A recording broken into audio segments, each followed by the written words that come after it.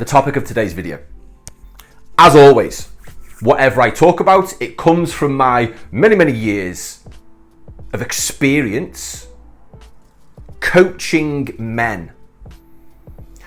Just because I talk about men a lot in my content, that doesn't mean that the same principles don't apply to the ladies.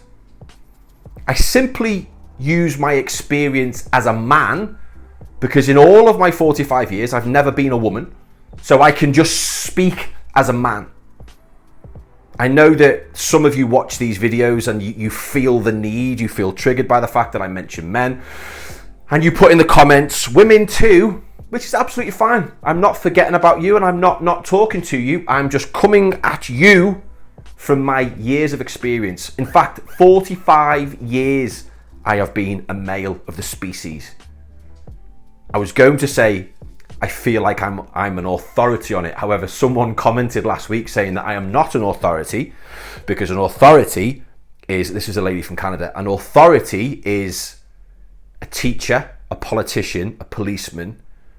I am not an authority, I am experienced. So she felt the need to write a lengthy comment telling me that my use of the word authority was incorrect, so I'm not going to use it. However, I can tell you that in my 45 years of being a male, one thing stands out to me, especially in the last few years in my own transformation and being a part of hundreds of other transformations all around the world.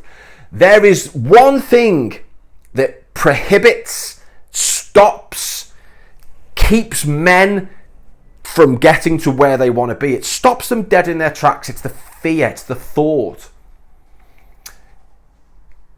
It's the period of time that you are going to look like a rank amateur.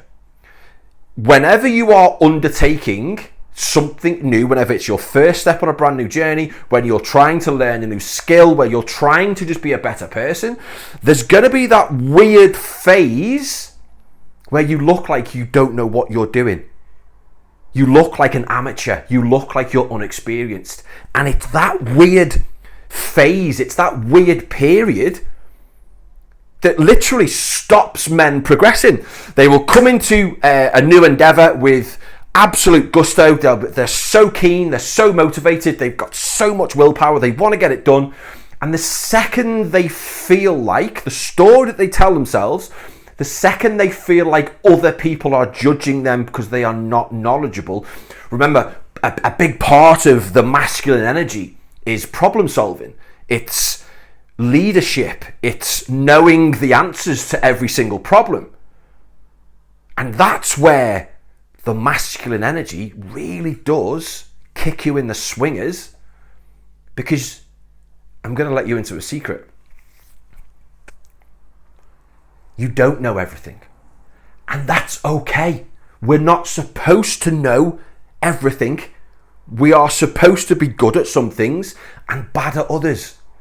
But if we don't push ourselves through this really weird no man's land when you're, and I'll use an example. When I was a competitive bodybuilder, that was a strange part of my life. When I was a competitive bodybuilder, I would lose generally 3 to 4 stone from my off season going into a contest. So I would spend 16 weeks meticulously dieting, training, sleeping. Everything was written down to the gram. During that period, 3 to 4 stone. So what's that? 1 stone is 14 pounds, 28. Anything from 30 to 50 pounds. Say, let's just use that as a kind of example so that you kind of know what I'm talking about. There's a period in that time where you go from looking like the Hulk, you go from being this big dude who obviously trains. There's a weird period in the middle where you're not big, you're not ripped, you just look like a normal person. You look like you don't go to the gym. You look like you don't train.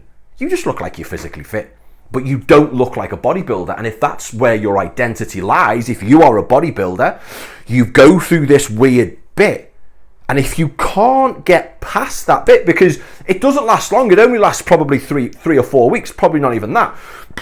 And on the other side of that is when you start to look really, really ripped.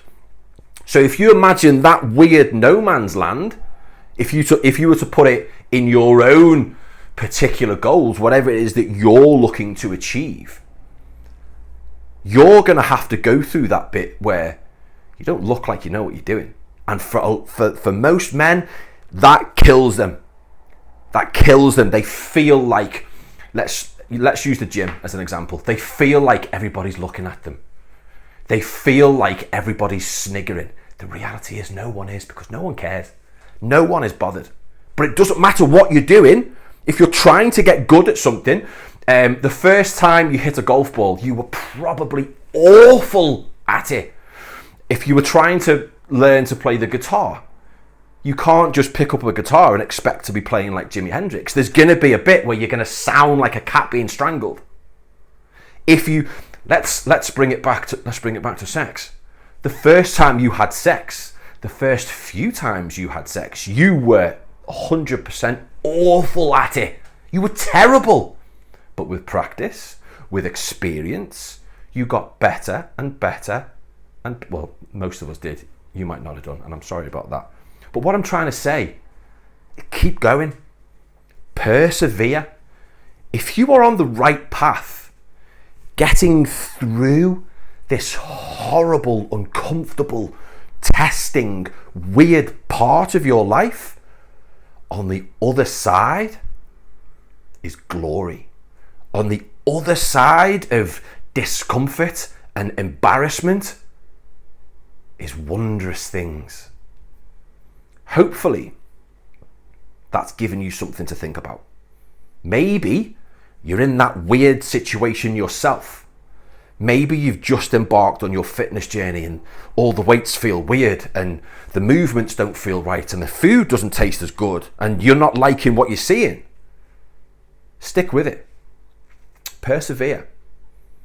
Listen to the right people.